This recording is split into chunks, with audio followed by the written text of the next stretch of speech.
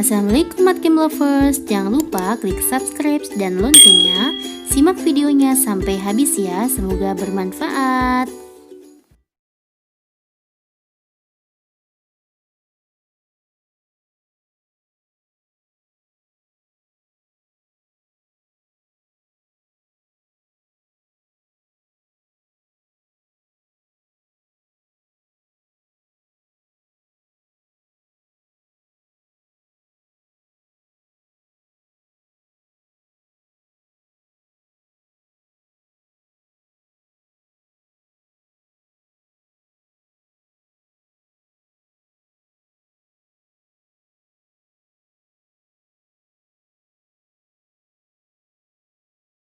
Oke, hari ini kita akan membahas matematika kuantitatif menggunakan bahasa Inggris ya dek. Kita coba bersama-sama.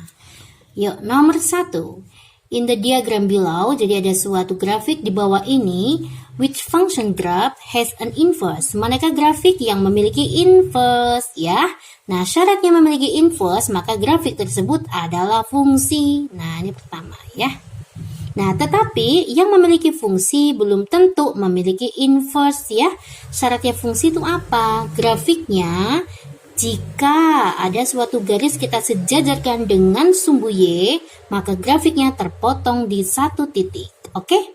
Nah, tapi siapakah fungsi yang memiliki inverse? Syaratnya, jika saya potongkan terhadap sejajar sumbu Y terpotong satu titik, dan kalau saya sejajarkan dengan suatu garis yang sejajar sumbu X, maka juga akan terpotong satu titik. Nah, yuk kita cari ya, mana yang sifat-sifatnya seperti ini. Kita cek aja yuk, langsung nomor 3, ketahuan banget nih. Coba saya sejajarkan dengan garis sumbu Y ya. Nah, ini gini-gini. Oke, apakah grafiknya terpotong satu titik? Tidak deh, ini terpotong dua titik, maka dia bukan fungsi. Kalau dia bukan fungsi, otomatis dia tidak punya inverse ya. Maka 3 salah, 1 juga salah ya. Kenapa 1 salah mbak? Coba kita yuk. Nah, kita sejajarkan dengan sumbu Y. Lah ini kepotong satu titik mbak. Iya ya, kepotong satu titik ya. Tetapi apakah dia punya inverse? Coba ya. Kita sejajarkan nih dengan sumbu X. Ini kepotong satu titik mbak. Nah iya, tapi coba yang ini deh. Nah ini terpotong di 2 titik. Tak boleh. Maka dia sebuah fungsi tetapi tidak punya inverse. Paham ya dek ya? Oke, kita cek nomor 2. Apakah ini fungsi? Coba kita cek ya. Iya betul, ini fungsi. Nah, terpotong hanya satu titik. Apakah dia punya inverse juga? Nah, nih. Kepotong satu titik ya. Kepotong satu titik ya. Oke, berarti dia sebuah fungsi dan dia sebuah inverse. Berarti 2 benar. Kalau 2 benar, otomatis 4 juga benar ya. Apa coba jawabannya? 2 dan 4. C. Coba deh, kenapa sih 4 kok dia punya inverse? Coba ya. Nah, ini kita potong. Nah, dia adalah sebuah fungsi. Terpotong satu titik apabila garis kita sejajarkan dengan sumbu Y. Apakah ini juga punya inverse? Nah, kita sejajarkan terhadap sumbu X. Terpotong satu titik. Nah, begitu ya. Jawabannya C ya. Oke guys, kita masuk ke nomor 2 ya. Perhatikan, what is the value of P? Berapakah besarnya P? Kita mencari P ya, Dek. Apakah bisa mencari P apabila diketahui sudut DAC 30. Mana DAC? DAC 30 deh. Apakah bisa mencari P?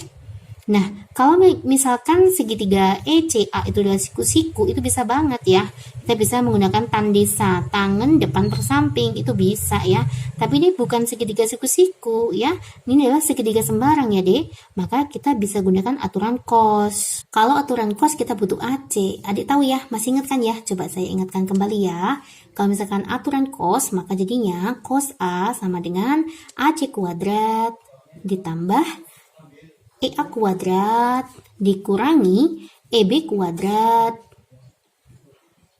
dibagi 2 kalikan AC AE. Nah, berarti kan kita butuh AC, oke? Nah, next berarti kalau poin 1 saja tidak cukup. Ini belum cukup ya, Dek ya. Nah, next kita masuk ke poin kedua. Apabila diketahui AB-nya 6. Nah, yuk AB-nya 6. Ini Mbak tutup ya. Ini berarti kan poin 1. Kalau poin 2 berarti kan nggak ada sudut di sini ya. Nah, kalau kita hanya AB-nya 6, bisa nggak Dek ketemu mencari P? Nah, kita AB, berarti kan AB sama dengan DC ya. Kita masukkan di sini. Ada ini, ditanya ini. Begini nggak ada, Mbak. Lah gimana dong? Nah, nggak bisa juga ya. Jadi kalau hanya diketahui AB6 juga tidak bisa. Nah, coba kita kolaborasikan antara 1 dan 2 ya. Nah, bisa banget nih. Saya gunakan segitiga DAC. Nah, bisa tuh kita gunakan aturan tangan nanti. Misalkan ini adalah A ya. Ini A 30 derajat, ini A ya. Kesini adalah C, ini kesini adalah D, ya enggak? Nah, terus DC-nya berapa? DC-nya 6, ya. Nanti AD-nya ketemu dong, bisa pakai aturan tangan, ya. Berarti kan tangan 30 tan desa, 6 dibagi AD. Nanti AD-nya ketemu, tan 30 berapa ya? 1 per akar 3 ya. Ini adalah 6 per AD. Oke, maka 6 akar 3 itu punyanya adik ya. Nah, kalau adiknya ketemu, maka DE-nya ketemu kan? 6 akar 3 dikurangi 3, ya enggak? 6 akar 3 min 3. Apakah P-nya ketemu? Bisa banget kita gunakan segitiga ini nih. Nah, nanti bisa pakai Pitagoras. Ini kuadrat ditambah ini kuadrat di akar. Oke, berarti 1 sama 2 itu harus dipakai bersama-sama. Two statement together enough to answer the question. Oke, jawabannya C ya. Oke guys, nomor 3. The picture below is two circles ya. Jadi ada 2 lingkaran yang memiliki pusat yang sama. AB, garis AB adalah garis singgung lingkaran yang kecil ya. Nah, ini nama-nama matematikanya ya.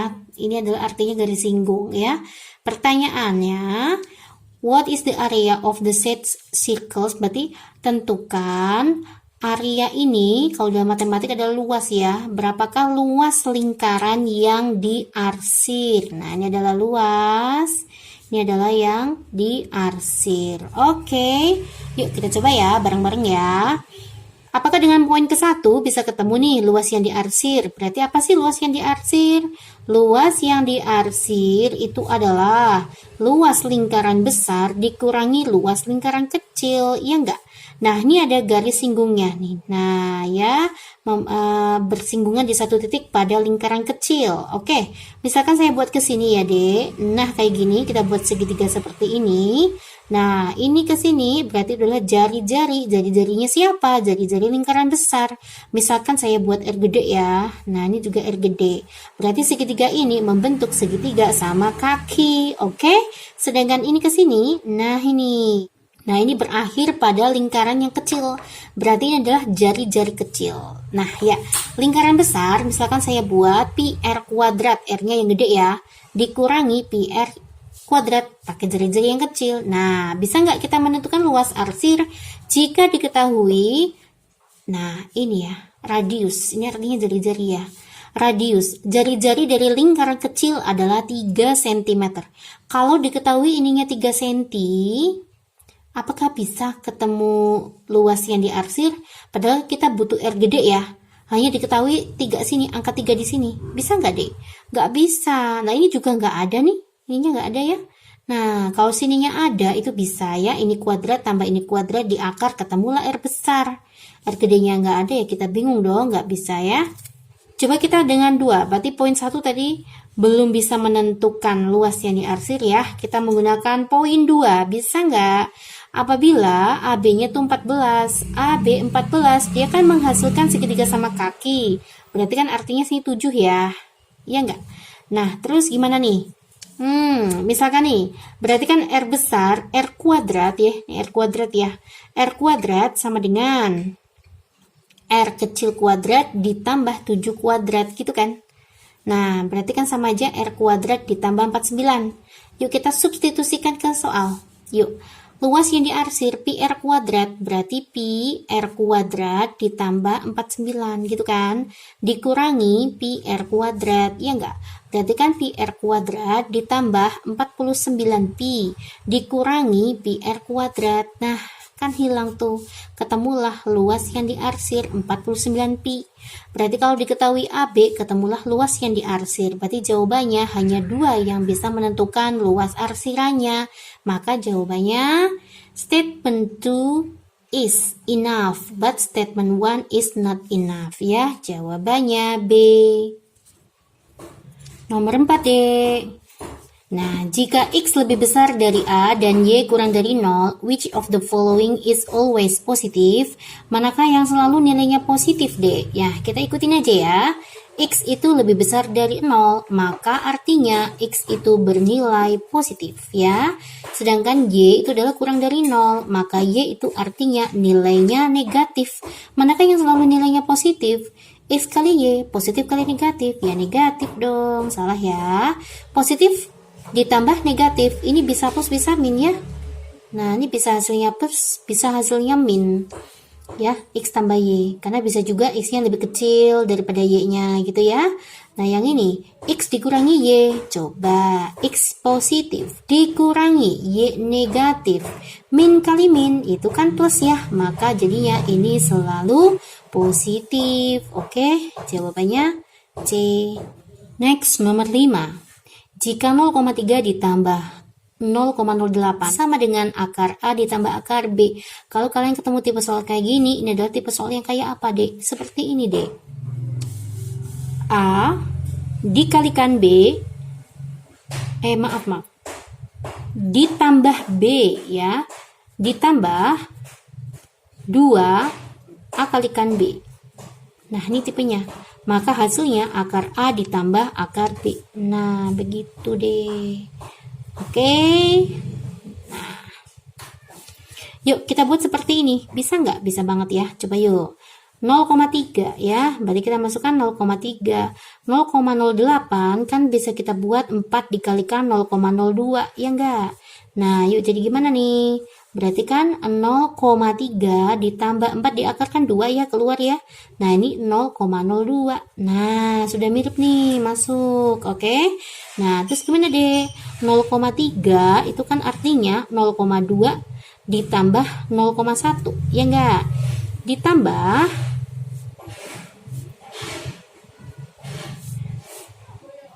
2 kali 0,2 dikali 0,1, ya enggak? 0,2 kalikan 0,1 itu kan 0,02. Maka ketemulah tipe yang sama ya. A ditambah B ditambah 2 akar A kalikan B, maka akar A ditambah akar B. Dengan ini artinya A itu adalah 0,2 dan B itu adalah 0,1 deh. Nah, maka hasil dari 1 A ditambah 1 B itu berapa? 1 per 0,2 ditambah 1 per 0,1. 5 ditambah 10, 15. Oke. Oke, kita masuk ke soal nomor 6 ya, Dek. Apabila fungsi A segitiga B, nah ini berarti A segitiga B itu terdefinisi dengan A kuadrat min B, ya.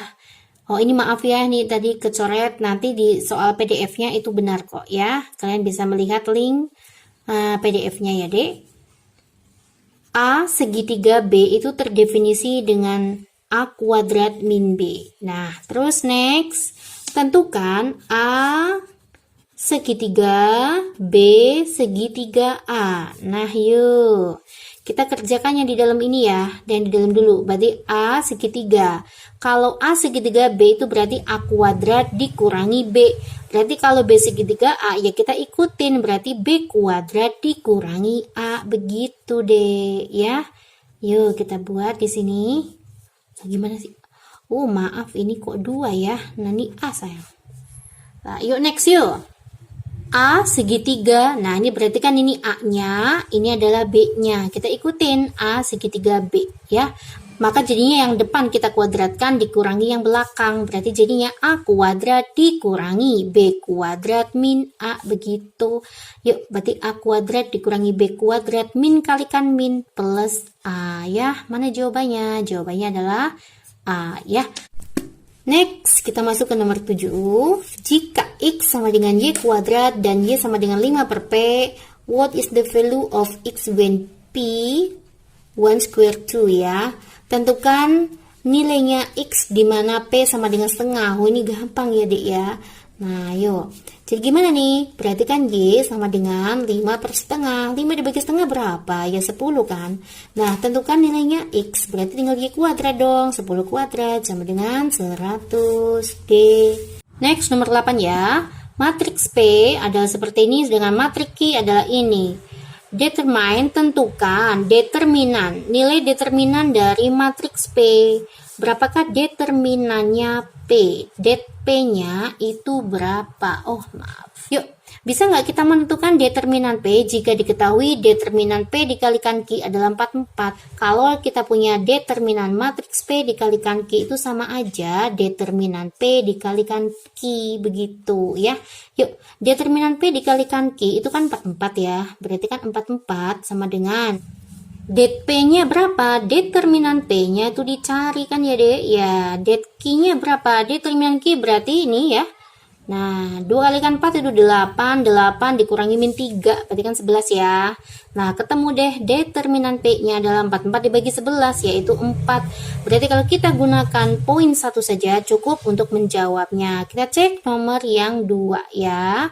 Yuk, apakah bisa menentukan determinan P jika diketahui 8A dikurangi 2B sama dengan 8? Nah, ini ya. 8A min 2B saya masing-masing bagi 2 ya. Jadinya 4A min B sama dengan 8 bagi 2 kan 4 ya. Nah, sedangkan P itu udah A, B, 1, 4. Determinannya berarti kan A kalikan 4 yaitu 4A dikurangi B gitu kan ya. Nah, udah ada nih. Ini kan 4A min B. Ini juga 4A min B. Ketemu kan nilainya 4? Oke. Nah, ya berarti pakai pernyataan 1 aja bisa, pakai pernyataan 2 aja bisa. Maka jawabannya itu apa, Dek? D ya. Pernyataan pertama cukup, pernyataan kedua juga cukup untuk menyelesaikan permasalahannya. Oke, masuk ke soal nomor 9 ya. Jika persamaan Gx adalah x kuadrat plus 2x plus 1, f bundaran G adalah ini, tentukan nilai dari F3. Ya, kita masuk ke f bundaran G dulu ya. F bundaran G itu artinya apa, Dek? F bundaran G itu artinya Gx-nya masuk ke fungsi F gitu ya. Nah, kayak gini. Sama dengan x kuadrat ditambah 2x. Gx-nya berapa? Kita masukkan ya.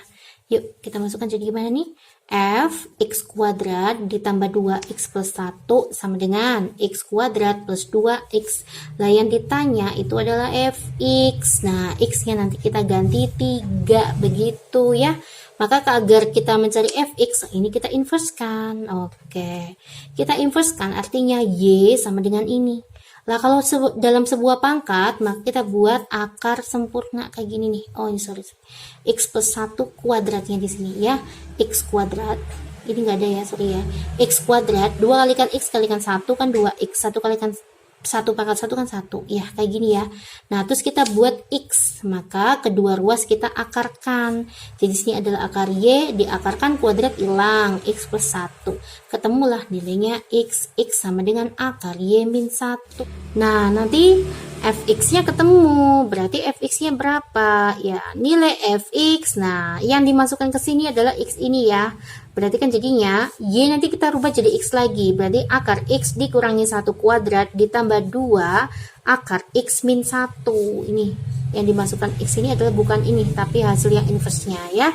Yuk, akar x kuadrat berarti kan x 2 kalikan akar x dikurangi 1 min 2 akar x ditambah 1 ditambah 2 akar x min 2. Yuk, ini kan hilang ya, Dek. Nah, min 2 tambah 1 tuh min 1, berarti x min 1. Inilah fx yang ditanya f3, maka 3 kurangi 1 berapa? 2, oke? Nah, kalau kayak gini gimana, Dek? Nomor 10, Dek. Nah, yuk. F bundaran G itu artinya Gx-nya masuk ke F ya. Yuk, perhatikan F Gx gitu kan, sama dengan x kuadrat min 1. Nah, yuk fx-nya, gx-nya masuk ke fungsi f. Fungsi f-nya kan ini tuh.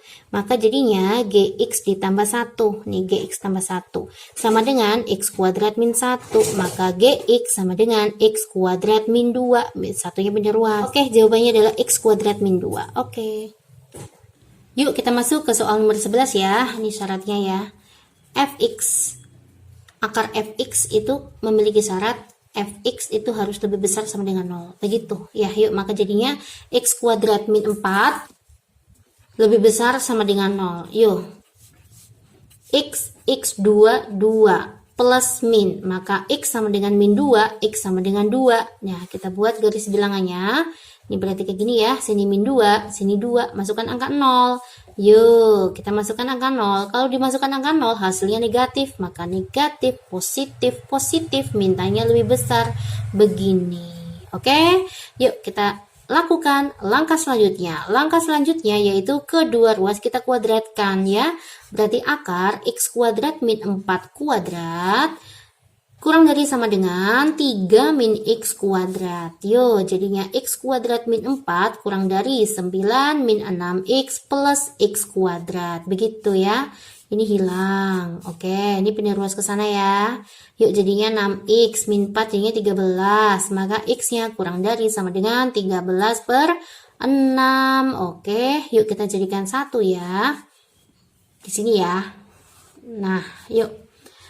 Ada min 2, ada plus 2, ada 13 per 6. 13 per 6 kan 2 koma ya. Yuk, ini kayak gini. Ini ke sana, ini kurang dari, berarti ke sana. Oke, kita vertikalkan, vertikalkan, vertikalkan. 1 kotak, 2 kotak, 2 kotak. Yang kotakannya lebih banyak kita arsir. Oke. Maka jawabannya apa, Dek? X kurang dari sama dengan min 2 atau ke bawah ya, X lebih besar sama dengan 2 tapi kurang dari sama dengan 13 per 6. Mana yang seperti ini? Jawabannya adalah A ya. Next kita masuk ke nomor 12.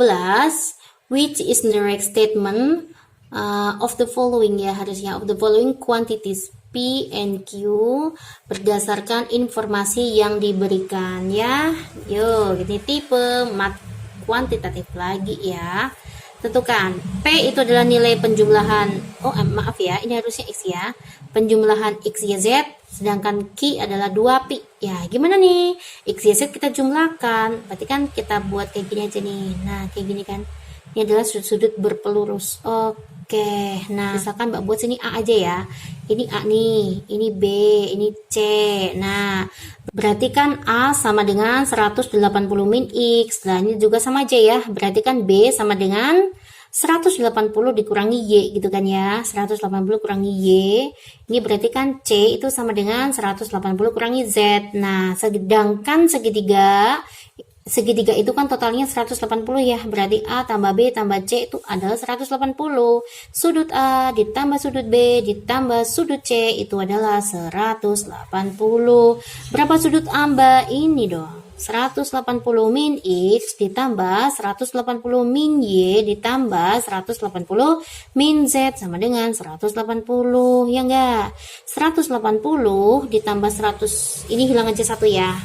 Nah, oke. Berarti kan 180 ditambah 180 ya. Yaudah Mbak buat aja nih 360 nih. Dikurangi, berarti kan X tambah Y tambah Z sama dengan 0 dong. Oh iya. Yuk, ya enggak? Berarti kan min X plus Y plus Z sama dengan min 360 hilang. Berarti X tambah Y tambah Z adalah 360. Itu sama aja berapa? Ternyata sama saja 2pi ya. Maka jawabannya P sama dengan Q.